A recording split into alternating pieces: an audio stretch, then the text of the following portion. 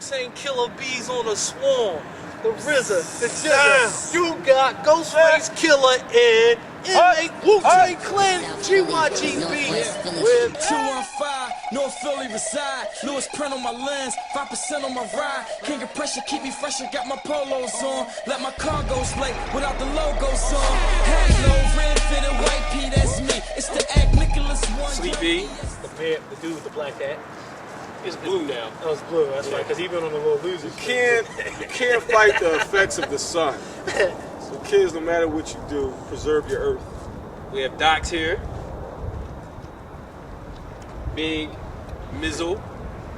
Big Mike, for those who don't know the Izzle talk. Big Mike who likes knockouts. That's still ring true in 2011. Absolutely. Yeah. See your boy Paul Williams. It's a temporary coma. We have Coltrane right here. And we have your host, Ride or Die. So we're going to get right into it. You know, the first category we have, round table, we'll make it brief, is my fight of the year is Khan versus Madonna. I'm basing my pick on the stand-up factor. When I'm standing up at the TV like this, like my son playing Wii, for the whole fight screaming, that's what I'm basing the fight on. So it's Khan Madonna / Lopez Levino. You know, that fight was short, but the back and forth action, and I thought they should have let him continue because it kind of reminded me of an early Marquez Pacquiao type of scenario. That little dude is crazy. That was mine. my pick for fight of the year is the most unlikeliest fight that I didn't think this fight was going to be that way, but I got to go with Juan Manuel Marquez and Michael Caceres. Like, that round 3 was probably the round of the year for me. The way, you know, Marquez kept on coming back from off the canvas. That dude was wild, but they was channeling the spirit of Arturo Gatti against one of the Mickey Ward trilogies. So, like, that to me was like the fight of the year. And it didn't last that as long as I thought it could have lasted, but that was my fight of the year. Shout out to Mark Wahlberg. Big Mike. My fight of the year was Amir Khan. What is it, Madonna, right? Marcus Madonna. That was my fight of the year. That was a very action-packed fight. I like to see Amir Khan was in there mixing it up, and it was you know, he seen it dominate the fight to the end of the fight, and he turned it on with his power, and Amir Khan was almost out. That was a good fight, man. That was a good comeback. Cool. I got nothing to add. I'm speechless for a change because I got Amir Khan and Marcos Madonna. That was the best fight of the year. So we'll start this way.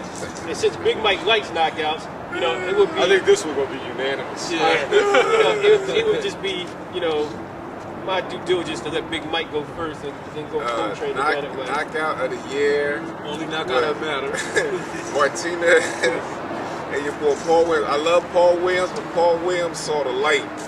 And just the look in his eyes. I mean, Paul Williams didn't know what day it was, who he was, for about a good 30 seconds.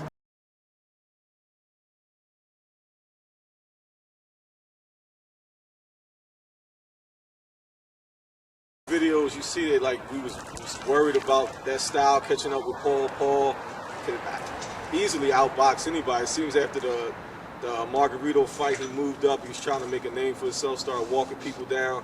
You look at the end of that first round, he got hit with a shot from Martinez, and he just started with one sequence. He went like that with it. I was like, here we go. And the residual effects from the previous fight, you got to put into account as well. And we might have seen the we ain't seen the last of Paul, but now people got reasons to duck him. Well, hopefully he learned from this, because that's been his problem all along. He gets up his height. And, you know, to quote Lou DiBella, nobody wanted to fight him before. Now nobody really have a reason to fight him. So I think nobody's going to fight Paul Williams now because it's a risk over. My biggest disappointment in 2010 was Chad Dawson. You know, that's a good one. I felt like you know, his level of inactivity, Chad Dawson's level of inactivity, and the fact that he fought Jean Pascal, he just looked awful in that fight, man. It's like the 11th round. You know, I just really felt like he could have did a better job. You know, he was an avoided fighter, and he really didn't do too well. So, you know, Chad Dawson was my biggest disappointment. It was a lack of Pacquiao Mayweather fight. Yeah. And there's no reason why that fight should not have happened in 2010. Overall structure and just the political politics that's made boxers suffer for decades, and it's getting to a boiling point where we're seeing the last days of boxing, I believe, and it's based on it being controlled by all these individual parties and not having no regulated, sanctioning body. And the result is no Pacquiao Mayweather, which was going to carry the sport, because that's their LeBron and Kobe. Imagine if they decided not to play ball, which was going to carry the sport. The other lack of regard of scheduling, which gave us a 3 to 4 month lull where there was no boxing at all.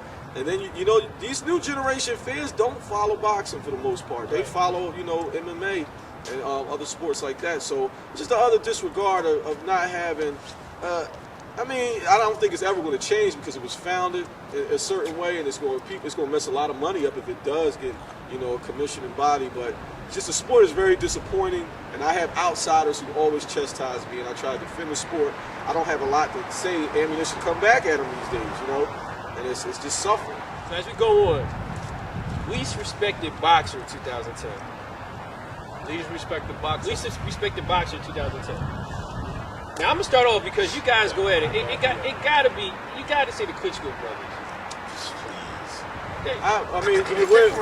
What way are we saying? Like far as general public, the way the public, headlines. not our personal opinions, just the way everybody. Floyd is the least respected boxer out in fight. Explain that. He ranked pound for pound, and there's still a lot of people. Hear me out. I'm gonna go on a different route that really doesn't hinge on how we normally cover this. We always talk on the show. We all base it on athletic merit. I'm gonna deviate from this, and I'm gonna address some social issues.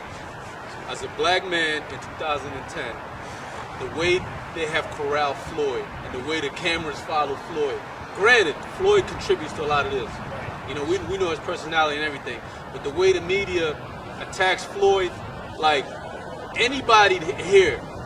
If you come out of your house and somebody's messing with your car and touching your car, you're gonna react in a somewhat, elevated, heightened, state. But yeah, the way Floyd has been vilified in the media for being this crazy monster, and him still playing for it kind of creates the whole atmosphere of like we're gonna really go at you. Now every time I go on the internet, I see a lead story about Floyd. ESPN, TMC, boxing, media takeout. And it has to do with the fact that we always talk about how Mike Tyson was the predecessor for the way they view Floyd and all of that.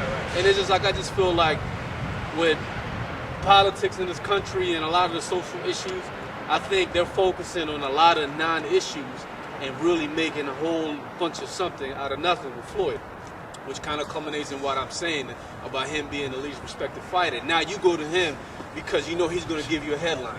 You go to him because now he's going to sell papers. He sell papers, and you know that if you push the right buttons on him, you're going to have a big event. So I feel he's not getting a proper respect as a world-class athlete. Now, is he giving himself? Is he allowing himself to have that type of respect? We can argue this all day, but I think they purposely go to him to create a story and create, the waves that you're going to get out of Floyd blowing up on the camera. Well, just to go by what you said, I'll take it from a microcosm of this situation. When you're in school and there's the big mouth bully that talks a lot of trash, but then the little punk kid calls him out and he doesn't fight, then everybody want to take a shot at the bully. And I think on the grander scheme of things, I think Floyd, him not fighting Pacquiao has hurt him. Him starting all those rumors about the steroids and all that has hurt him, has come back to haunt him, because now he got backed into the corner and he didn't produce, and so people were just coming at him because now it's fun. And I think that's where all the TMZs and all that stuff is coming out. It's just news. They're just punking him, and I think he's basically a monster of his own problems, because if he wouldn't have wrote a check that his behind couldn't cash, then he wouldn't be in all these problems that he's in right now. You know what I'm saying? I just think that's just Floyd. I mean, that's a whole other show. And we said Network of the Year. There's only one network.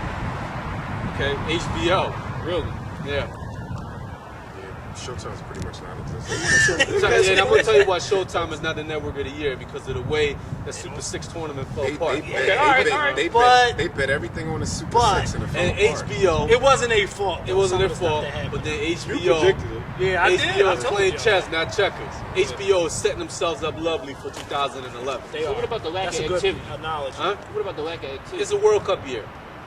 It's a World Cup year. Like whenever there's a World Cup, That's what Uncle Bob. yeah, World Cup. Yeah. Y'all do not understand. It's a worldwide phenomenon. Yeah. Nobody cares about In anything. America, it might not be big, But overseas, yeah, and Vegas Right. makes a lot of money. Yeah. Whenever you make huge fights, No, and that's you a good got point. you got Yeah. fighters that bring in, foreigners to come to Vegas to watch these fights.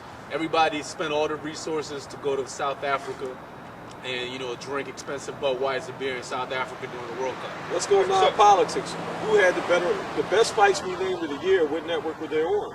I think Showtime. Showtime. That's what I would say. Yeah, so you- honestly, I think Showtime. Showtime. Let's, Yeah. let's not go production Yeah. value. Yeah. Let's just go who had the best it fights. was Showtime. That would be I'm my sorry, unanimous I opinion. care who produces the albums that I buy. Yeah. Take your From a producer take your perspective. production hat off. We're not worried about the Take beat. your production We're hat just off. worried about the rhymes, man. I don't, when- I don't listen to rhymes anymore. I just listen to the When beats. Berto Catchy was hooks. fighting that janitor, and then Marquez and right. Lopez was mixing it up. I didn't even turn I back. just like the way HBO ended, man. Like, yo, when you judge when you judge a fight, you judge it on the championship rounds, from the 9th round to the 12th round.